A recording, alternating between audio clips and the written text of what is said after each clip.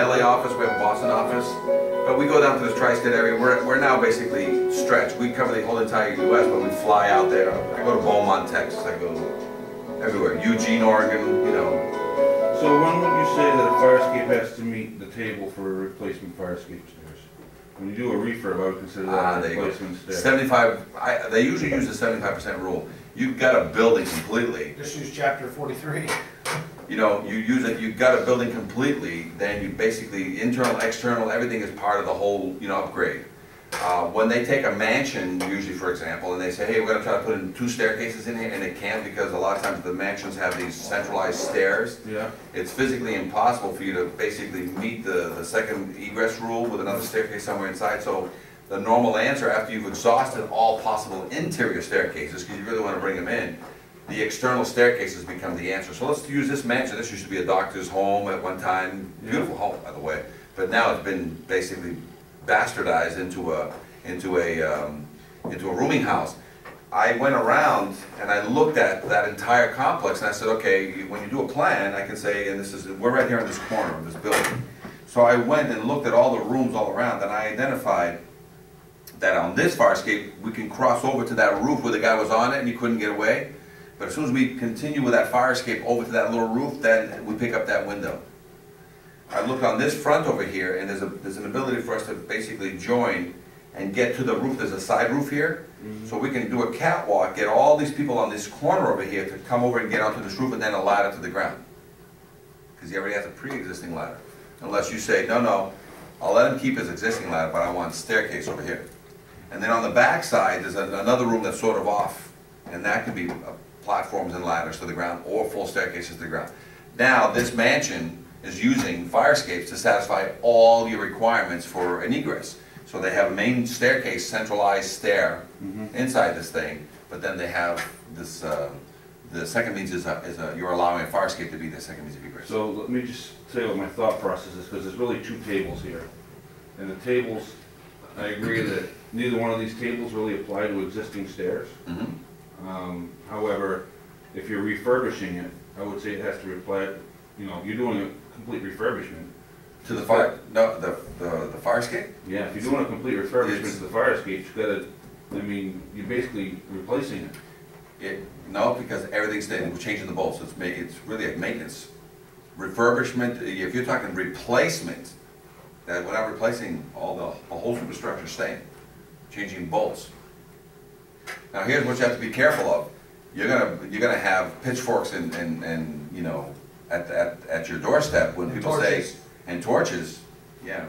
You know, basically, you know, if you have to bring it up to full code, a lot of these window exits not going to work anymore. A lot of these staircases can't be 8 and 8, rise and run, it has to be 7, 11, and the intent of the law has always been that you're able to maintain it indefinitely. The rule for, you know, refurbishment is when you gut the inside of a building more than 75%, you basically change the use of that building, and you now need to bring everything up to fire code. Then yes, you know, if the guy was gutting this whole building, then you'd have to come in and say, okay, we really need to get this fire escape systems up to code. Let's get this old ones off. Let's put all brand new fire escapes up there. And do we want 8 and 8 rise and run, 24 inches wide, or do we want to get 36s in there, 7, 11, all the way to the ground with full staircases and a cantilever, or 4 staircases with a cage at the bottom?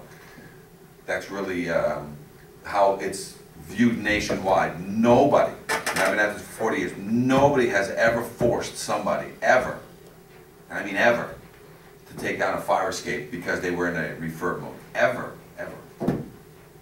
So that I've had in here that looks like it deals with the fact that windows can still be. I have a class that I taught in. I teach through Kane University, the entire state of New Jersey, and it's a 6-hour continuing ed course at one of their academies. And that brought up there was a code similar to that. That was I think it's called the retrofit law. I think it was, and the retrofit law broadly explained meant that no more fire escapes. You basically have to take the fire escapes and give me brand new ones. You said, I said, that'd be a great law for me. I just walk in and says, oh, the current code says $100,000 yeah, in my bank account. I was going to fix this for 10, but it's 100 grand later. Let's do it. I said, guys, I'd love that. It's not going to happen because you have these fire escapes that are there, and I think there's There's intent in the law to really cover a majority of the things like new electric, new plumbing, new things, this. But guys, we're not gonna make people change the veneer on their bricks too while we're at it, because, you know, all of a sudden that's how it was getting interpreted. Nationwide, the refurbishing of fire escapes is just that. It's basically, the terminology is for the bolt. I'm not refurbishing the metal, you know, I'm not taking out one tread, you know, I can take out one or two treads. I'm not taking out all the treads. I'm not taking out all the angles. You know, that's basically taking it all down, putting up a brand new fire escape. Then I have to go through that other permit process, which is I need a set of plans, engineer's stamp, you know, because we're taking down an old one, putting up a brand new one. I've had situations where I've taken an existing fire escape, which is not to code, you know, a little bit steeper than the average, and I've replaced it 100%. But it was still under the maintenance, meaning it was repair and or replace in the permit. So be careful on that, because you've got so many old structures that it's only a matter of time over the next 50 to 100 years where these may all go away, because we're not supposed to be here. We're not supposed to have this many buildings this long. But the intent of a lot of these is for newer construction, that the fire escape was never part of the issue.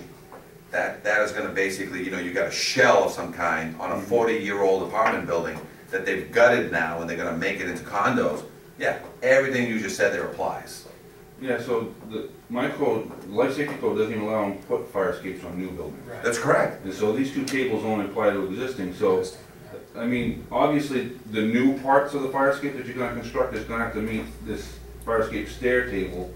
But when would the refurbishment ever apply? And that's what I don't understand. If you're telling me refurbish, I mean, from what I understand from you, from talking to you before, when you do a refurbishment, you're basically taking all the treads down, you're brushing them up, you're all new hardware. Which is maintenance, which so is basically painting. you're completely disassembling thing. No, and then reassembling no, it. 4 bolts. Tread comes off, 4 bolts. Tread comes off, we scrape it and paint it, and we put the thing back with four new bolts. But every single component of every single component of the fire escape is going through that same process when you refurbish it, right? Every support has steel that is not getting changed. There's 3 bolts on a triangle. I gotta fly. I'm changing 3 bolts. Okay. Thanks. Cisco? Yeah, I'm Yes, gonna, thank you. check it out. If you have a card, I'll send you. He can email me the stuff. I don't have any cards on me right now. But if you shoot me that'd be good. Okay. I gotta fly because I gotta be back by noon. Okay, and I gotta get out of here myself. I wasn't expecting to be here this long. No, this was very informative. But so if it gets to be a point where it's a structural issue and you've got, say, Thank you. the main carrying beam that all the treads are bolted to is rotted out, you've got to replace that beam. It's still part of maintenance. I'm not gonna tell you what to do, but I'm just gonna tell you what all your other brothers are doing nationwide with it. Fire escapes get maintained, and maintenance is scraping and painting, changing bolts. I guess I'm just having a hard time. Yeah, figuring out when I to replace can it. change a tread, but I'm not changing all the treads. I can change a rotted stringer, but I'm replacing it with the exact same string. It was part of my maintenance. So I don't have a problem with replacing a couple of treads, replacing a handrail, Right. replacing individual components. I take the To me, whole it's thing just out. When you say refurbishment, I'm hearing you Yeah. tell me that means basically you're completely disassembling it and replacing all the hardware. Maybe you're not replacing the steel, but you're replacing all the hardware. Right. It seems to me that pretty darn close to replacement. No, it's not. I mean, if you're taking the whole thing and putting it down in the dumpster, it's all new steel going up, now you're telling me that's replacement, but I would say that's not replacement. Now you gotta fall under the other table because it's a Right. new standard. You can read it any way you want, and I'll follow whatever you finally come up with, but then you basically are saying that every one of these fire escapes I can't fix anymore, and you want brand new ones. I'll take it. It's gonna help me. I gotta get another bank to work with me, because I'm gonna have too much money in one bank, and I'm gonna need another bank to hold some of my money. So what are you gonna do about that drop-down ladder then if it doesn't apply? The ladder does apply. The flop out, he has a right to a ladder. Yeah. I can put that ladder on the side over there if I want to. So what's my best thing? Knowing all the ways the ladders work, I can say, what can I work with that? I can work there was to take the ladder and make it a fixed ladder at the end of a staircase. It's a pre-existing condition. So basically he walks down to the end and I have a little chain stopping him from proceeding forward. He can walk through the ladder and turn around, and not walk through, but he just basically go down. That's why I want to extend one tread, because we call these Frankensteins, meaning I have to modify them to meet as close as I can what the intent was, and then the ladder is going to be permanently affixed so that the last rung he has to jump from the last rung, which is 7 feet off the ground, he jumps to the ground. I can also take the same ladder and basically fix it to the wall so that when he gets down to the end, he gets to the ladder and he climbs all the way down, but then he's going to claim that people are breaking into this building. So what they do is they do flop outs, but it costs extra money, he didn't want to do that. You can make a cantilever so that it comes down on weights, didn't want to do that. Or you can have a fixed ladder, and the last rung is 7 feet from the ground. You see, that's the only thing I can find in here that really seems to apply to existing ladders, is that it still has to continue to grade. There's no 7 foot above the ground. I can't find that in there anywhere. Well, I can see, again, every state is different, but I'll have to see where it says on, for example, down in Jersey, it's crazy. The last ladder can be 60 feet off the ground. 16? 16. Your window can be 16 feet from the ground and you can use it as a second means of egress and jump. Mm-hmm. So, am I here to fix code issues out there? I'm here to use common sense to say the norm on every fire escape out there, if they want a fixed ladder, they don't want any weights, they don't want any fold outs, they don't want anything, is 7. Otherwise, we put the ladder all the way to the ground, because I'll give you an example. Right now you're telling Cisco, I want the ladder all the way to the ground. Guess what I do with that ladder that's already there? I take it, at the end of the staircase, I go all the way to the ground, I cut a hole in the middle, in the top of it so you can get through, and go all the way to the ground. When the owner comes in, hey, you know, I don't want this, okay? Tell Ben that you don't want this, because your only other option now is to take this and make it with pulleys so that it's up in the air all the time and you release it. Or the flop down. Or I can make the one that just it folds into itself against the wall over here. Yeah. And Ben already told you about that one. It costs extra money. Yeah. Otherwise, what Ben wants right now is he wants it to completely degrade because that's what his code said. So I already have a ladder that goes to grade already. I just got to make it so that it's not one of these where you walk underneath it and you kind of push it with your hand and you throw the flop out. So, but and a lot of times, the other with that is if it was repaired and it was put out so it was leaning out with a hook on it, that was proper. No, you got some other ones right across the street. You have, from now on, you're going to start looking at all these right now, and as soon as you start seeing these flop outs waiting there to basically conk kids on the head when that chain lets go, rots out or whatever, it's an imminent hazard. You're going to be writing violations on fire escape saying, hey, aside from I want my certificate, by the way, I need this ladder removed out of here and permanently affixed for now, right away. Because why? Because it's an imminent hazard. Why? I'll give you an example. That chain lets go, boom, a little kid's going to get crushed and killed. During a fire emergency, my men are arriving, nobody's coordinating anything, you guys let go, boom, it's going to knock one of my guys in the skull. Yeah. What I need is that ladder down all the time, just leave it down for now. Until you get this thing inspected and certified. Well, oh, you know, break-ins, well then you want to get either a flop out or you want to take this ladder, create a contraption with weights above it, and basically lift it in the air so that when you release it, it slowly comes down 2 to 3 feet per second and hits the ground. Yeah, which I can't do that either, because my code specifically prohibits the use of cables, you know, for drop downstairs. What? Really? Yeah. So they only want... all they want.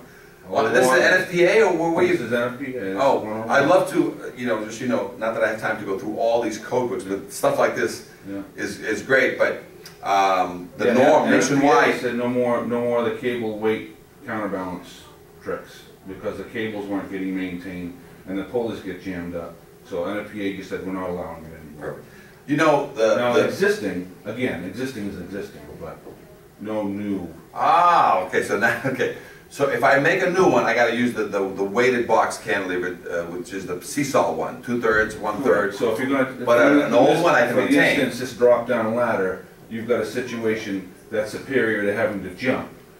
You can't further reduce that. I mean, it doesn't meet the code for a new, but you can't further reduce it if it doesn't already meet. So on new construction of fire escapes, no cablings. It has to be a pure weight system.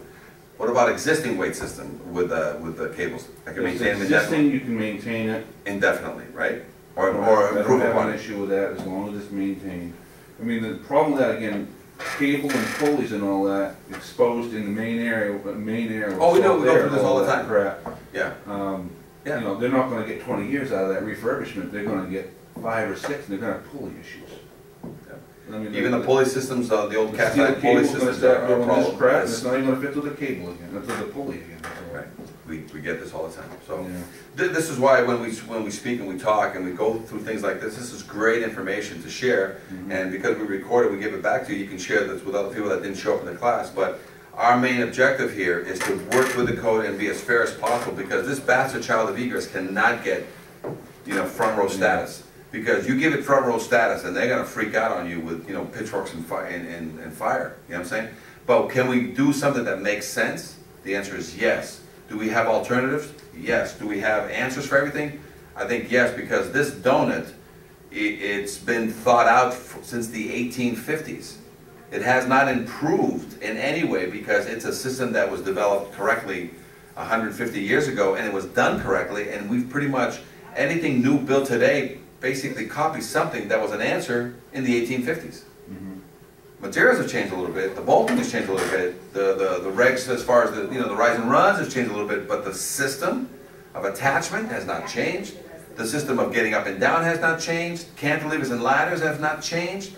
So we're basically just maintaining indefinitely some of these buildings that maybe in 25, 50 years are not going to be here anyway.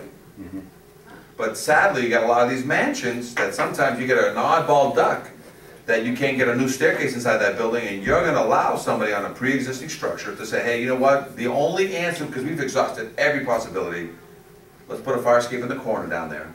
Which we get stuck with it. You can put a new fire escape on an existing building, but not on a new building. Exactly. Historic wants those buildings to stay. They don't want to see those buildings torn down. Right. So fire escapes are the answer. Those buildings are going to be there 300 years from now. We'll see. We'll see. But I got to work with you guys, and the purpose of these classes is that, and I know you guys all have time limits and things. Do you have any other questions for me? Because our next thing now is, when I'm going to be here today and tomorrow, is if you want to walk down and do some downtown additional training, we do that. We don't have to record it, but we do that to basically give you that additional training to say, don't walk these things anymore from the second or third floor. Don't get on them. It's too dangerous. Walk from below and see just some of these common sense things, such as on all these residentials with these flop outs, and right across the street from this job there's a flop out. You know what I'm saying? So what do you do? Most of them aren't. The ones that aren't don't have anything at all. But most of right. These flop outs was something that was built because of break-ins. That was their answer. Doesn't mean it was right, but that was an answer. So now let's get those things, because they are a danger. And as you saw this guy crawling under one, you know, it just makes no sense. And this building's a great guinea pig building. You know what I'm saying? We have so many problems that you have on this building that you need to answer. And I think the insurance company kicked in on this one because of the fire, but here's the main thing that a lot of people don't understand. Whenever you have a fire escape that gets hit by a truck and it gets one bent bar, I actually have to fix the whole fire escape. The insurance company has to fix the whole fire escape in order to bring it back into operational condition. Not just fix the bar. In order to certify and load test it, or to bring it back into operational condition to satisfy you, the insurance company not only fixes the little problem, he has to fix the whole thing. Number two is when there's a fire, sometimes in people's insurance policies, if all of a sudden a fire causes a code upgrade requirement because of the fire. Some of the policies cover that. Right. They have to pay for it. That has to be in the insurance. Right. If this is in this policy, that means all this additional fire escape that you're going to be requiring on this building, it's going to get picked up by the insurance, or not, but... Unless you determine it's a pre-existing condition, then they don't cover those. That's the problem. What do you mean? No, this is a code upgrade. This is what I found with these, because we've had quite a few of these issues, not necessarily about fire escapes, but we've had a few issues like a building with a single means of egress and they have a fire in it. And they have code update insurance. Well, the insurance company comes and say, yeah, you've got code update insurance, but was it in violation of the code before the fire? And if the answer is yes, they won't pay for it. That's been my experience. I see. So if it was wrong to start with, they don't want to be the guy, they don't want to be stuck with the tab to fix it. It was the owner's responsibility to fix it before the fire. Right, or be aware. No, whether he knew it or not, it was his responsibility to know. Correct. So, and like everything else, the insurance companies aren't going to fork out a dime, they don't have to, and they stick to that pretty religiously. So now with this building here, and I know there was some electrical upgrades and some other things that you did on this building, and he has a fire escape plan that you are not satisfied with, correct? Correct. What is he doing for all these other rooms that don't currently meet the code? What are you doing for these rooms that he doesn't meet? We wrote up 13 violations on the property. The captain wrote up the violations. I sent him an email yesterday and asked him what the status of it was. I don't know. Okay, but you are looking at a building that has 15 people in 15 individual rooms, and if we have 5 individual rooms that basically don't have an adequate second means of egress plan. He's got a pre-existing violation issue. Right, but you basically could say, close these 5 rooms down. It's not a close down of the building. You close these 5 rooms, put these people up in hotels or whatever is going to be the norm, until you pop these fire escapes, because you do have a solution for it, right? The solution is this fire escape. The solution is a fire escape, or in that case, you could sprinkle the building. But, see, they haven't allowed the fire unit, they have not allowed that to be reoccupied. That whole building? No, not the whole building, Oh. the fire unit. Basically, it was a room and contents fire. The fire never really got out into the common area. It's Okay, pretty it was well smoke, it contained. was a smoke It was situation. a smoke situation, so they have not allowed them to reoccupy that unit until they fix the code violations in the building. The rest of the building is occupied, and I gotta tell you, quite frankly, the city, they do not like to put people on the street for any reason. I mean, it takes an act of Congress Sure. to get buildings vacated. So, Sure. Well, this is where we come in and help you, just to say that, because fire escapes are an answer, yeah. even right now, on that building as an example, we teach this in a lot of our classes, scaffolding. We say, listen, you can put temporary scaffolding, and it costs you $500 or $1,000 a month by some scaffolding company, and they'll put up required staircases that meet the code, temporary, to pick up any or all these windows that you want, until such time that a fire escape system gets built and installed. So you can still maintain your building. We can take an existing fire escape system and basically create another tower anywhere, not us. It has to be put up by a licensed scaffolding company to meet your satisfaction. So scaffolding is now becoming a great answer for a lot of these situations where somebody's like hesitant, fighting you or whatever. You say, listen, I can either close this building down, or let's, I'll allow a tower in that corner that basically picks up these 2 windows and I'm good. Because we had a couple, what happened was we had a couple buildings, Stan knows of one of them, down on Exchange Street, where it was a bloody fiasco and we had to evacuate the building. The city council, they went right to the roof on it. So now they to the point now that the push on the administration is, well, no, what we'll do is we'll notify the tenants and, beware, type of thing. And so we have yellow stickers we put on the front door if the building's in serious hazard. Not to tell people they have to leave, but to warn them there's a situation with the building, and they may want to ask the landlord what's going on and make other arrangements. But even that is getting so much negative pushback now that the city lawyers are saying, gee, we don't know, it's private property, we don't put stickers on the front door. I mean, it's just crazy. All right, I feel for you, because I go through and my problem, you've got an enigma wrapped in a riddle. I'm just dealing with this piece of it, guys, and that's all. It's just a second means of egress, and it's pretty clear. If you don't have a second means of egress on your building, the building has to be shut down, unless other arrangements are made to satisfy the fire marshal, which could include fire watch and/or alternative means of egress. An alternative means of egress plan, I just saw you briefly talking about the Civic Center here, and you said, listen, they're going to do this, and they have to give us a plan for these scenarios that we're satisfied with, so that we can let them close that door. Otherwise, blow another hole in the wall somewhere and get them out a different way. So we're the same thing. We're just telling you that, a fire escape, a staircase, 2 staircases in a building, you knock out one, it's a no-brainer for you guys. You shut down the building without even blinking, because you're so used to that somebody took down a second set of stairs inside a building to extend their closets. You're like, dude, shut the building down. But as soon as you take that inside staircase and you put it outside and you make it the bastard child of egress, call a fire escape, and people basically come in and take out all the treads from it, just leave the stringers there and just took out all the treads and all the platforms from it. You're like, oh, you gotta get this soon, you gotta, it's a whole, you treat it totally different, like, oh, you really, no, this is a major issue for me, what are you gonna do, you're gonna, so this guy since February, this guy has had a life safety issue. At least put a flag on there for your guys saying, when we go back to this building and for a fire or smoke problem again, nobody get on, because, everybody, I saw Cisco's video, it says the thing is, the supports holding the staircase is no good anymore.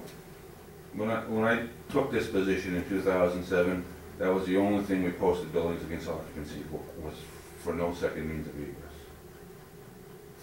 Current administration is not allowing us. Well, I think it's awareness, but it is a tough spot to be in, to do the best you can while still being, hampered by, other powers that, have other fish to fry that they, we don't really understand what's coming from them. but it's the best, we're trying to do the best, but we're trying to protect tenants and firemen. Because the frontline guys are the ones that are gonna basically fall off the building. So this gets everybody in trouble, but it really kills one guy, or one tenant. So, I hate to say with politics, that's what it takes to get action. yeah, so on our end, all we're trying to say to you is that it took 75 years to screw this up. It's gonna take 3 to 5 years to implement a policy that will have some time. You know, that thing from Hank Philby Ryan, 2003 is. I think we've had any major issues. I've taught class in Massachusetts, there's 4 associations. I've taught class, in 10 years I've taught class to all the associations twice, if not 3 times already. My last class, you'll love it, and I'll send you the link to it, was a class where I actually brought in a fire escape piece from a school. Yeah, I saw that video. Saw that one? And what happened was that I went to a school that the fire escape rust was like huge in all the treads. The thing was full of rust, and thank God it was just a 1-story, 2nd floor to the recess yard, and they used it every day. And the guy that made me replace it was the maintenance guy. And so I got lucky because I haven't been able to do this in my entire life. I said, man, I need a showpiece. I need a showpiece. So finally, when this one came and they gave us the job, I chopped the top piece like a cake, and I chopped the bottom piece that went into the ground and into the dirt. And I saved it in its raw form. I brought it to the show, and I basically welded it into a frame so I could just wheel it in, drop it there, and say, guys, this came out of an elementary school in your area. And we got all the rust that says, and so none of the fire walkthroughs from the fire inspectors caught this. None of the yearly building inspection guys wrote a violation on this. It was the maintenance guy that says, hey, I want you to come, and he didn't want me to fix it, he goes, I want you to replace this. And so I said, this is where it's at. You know, nobody wants to see this stuff. But yet kids were, 4, 5, 6, 7, 8, 10-year-old kids are in and out of this every day, plus teachers. What were you waiting for? One of the kids to fall through and all of a sudden the Channel 7 to be there, doing whatever they're going to be doing? No, was that a fire escape or was that an exterior stair? Exterior stair. It's the same thing. Exterior stair and a fire escape is the same thing. Because if it's an exterior stair, it has to have a kick plate, 7-11 rise and run rule, it has to have a covering. Yeah. Fire escapes don't have to have most of that stuff. Right, and this was a fire escape being used as an exterior stair. So it was a great class because it finally brought to light. But you guys got so much on your plate. You know what I'm saying? That all I say to you guys is put it on the checklist that it is your second means of egress, and ask for a certification. And if we can work daily on this, so that we have this recordings that you can share with future guys that are going to come and work, and you take 3 to 5 years, it'll become, because remember 20, 30 years ago, about 30 years ago, sprinkler systems were not always active in every building, yet they were there. There was no process of verification of those, remember? And buildings were open all the time. But today, you got a building with a bad sprinkler system, it's shut down. There's no question. You know what I'm saying? There's all kinds of hell that breaks loose whenever the sprinkler system is not properly tested. Yeah. But 30 years ago, that wasn't the case. You were getting away with murder nationwide until there was enough push to basically say, hey, for the protection of the tenants and the firemen, these sprinkler systems must be tested yearly. Fire escapes are going down that road. So we've had some great success in Oregon in that they changed the code to include the 5-year rule. We'd love for it to be in Maine, for you guys to, the next code change of any sort. I can show you what A.J. Jackson and their group did to add. The code stayed the same. They just added tagging, confidence testing to the mix. And they clarified it a little bit more. And they talked about the professional, a little bit further clarification so that everybody knows that the steps now for fire escapes is, repair it, paint it, test it. And the explanation is there. And that's how we get out of not having to do a code change, because it says other acceptable methods. Right. So we just adopted as a regulation that this is what that means. So we get around that. Perfect. The trick is applying it in a way that doesn't create so much havoc that they throw the bloody code at us. Right. So do you think that with that, and let's end it there, did we generalize it enough? Do you see anything in the code coming back at you that anybody has on you right now with what we just explained? No, I mean, the bottom line is, I don't have an issue going to the city council and they ask why this is going on, or the manager or the mayor.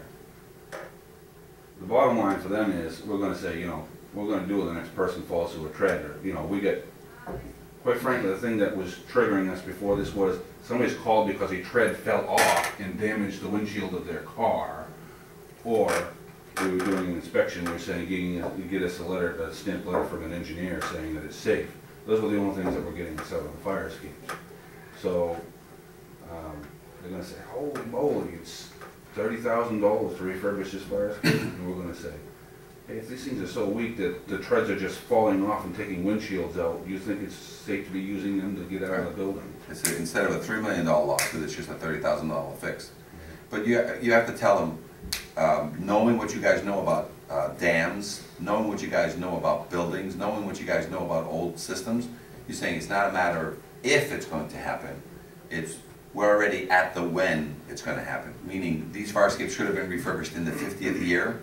We're already 25 years later, and now these are going to become more and more frequent as people touch these fire escapes, use these fire escapes, and if we use them, it's guaranteed that we're going to be falling through them, because we've got the documentation that proves that these 75-year-old fire escapes all are exhibiting evidence of failure. All of them are suspect just based on my walkthrough. I haven't, if I could, and this is coming from you, I walked the downtown looking for fire escapes that I would deem maintained over their lifetime. And my test was simple. I wanted to see it painted, and I wanted to see evidence of new hardware that in its 75-year life, somebody hit it with something. Yeah. And I'm going to tell you how many I looked at. I looked at 50. Yeah.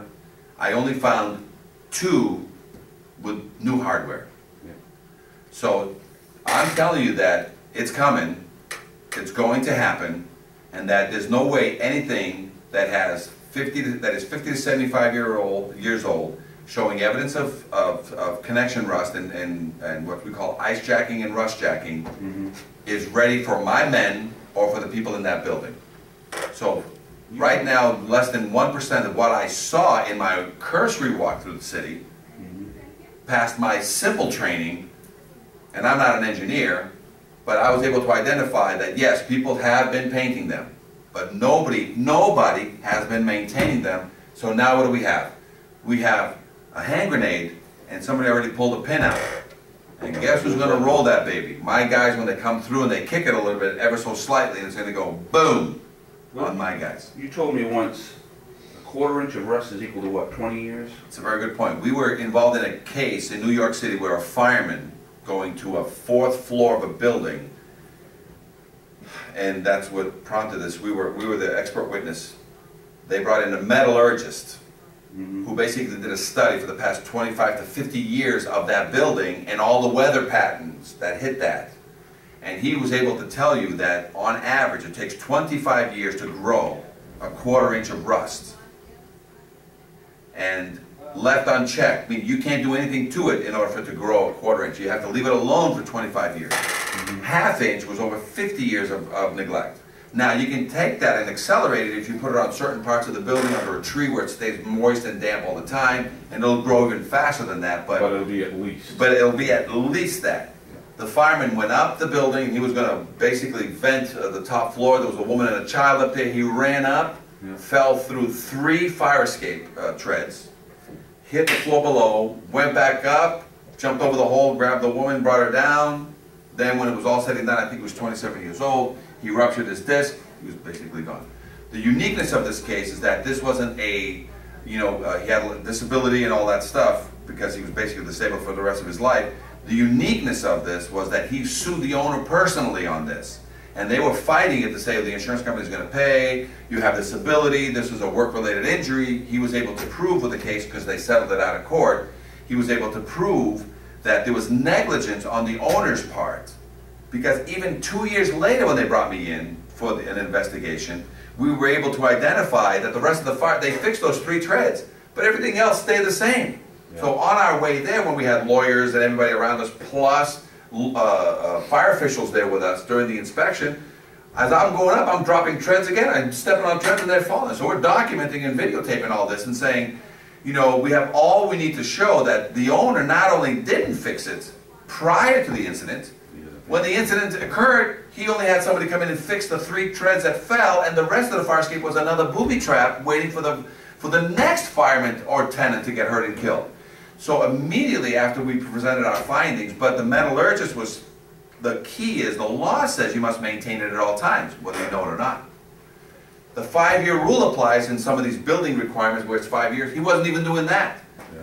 He couldn't blame the previous guy because whoever he bought it from 15 or 20 years ago.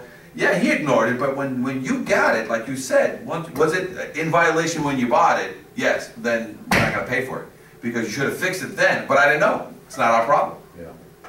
The problem is now, because this just came up a couple of years ago in a court case, the courts have decided that it's an occupational hazard for a firefighter to go in a building and get hurt, killed, or injured, so therefore we're no longer entitled to go to civil court or go after the owner of something unless you can prove it. Well, this is where this case went. The intent was that this owner, knowing that the law requires that you certify your fire escape, did not.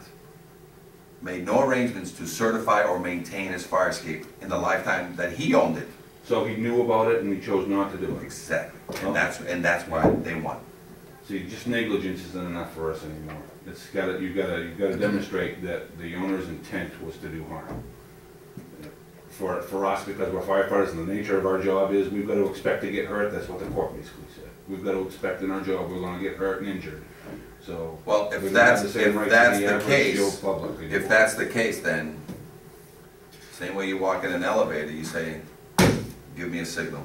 Yeah. Seattle said, "Give me a signal." All right. You walk up to their fire escape, they got white on their fire escape, 7 to 10 feet off the ground, or they got yellows and reds to give them a warning that say, and now Portland's going this route too. Okay. Sounds Well, good? why don't we plan on it tonight? I think I'm going to be in tomorrow. If you want to meet with me on that. Keep that, I got one. On State Street. You need an extra one for your... Okay. If you want to. Yeah. We'll go over what the plan is, right? Perfect. Let me shut this off. I'll be right back. Just a minute.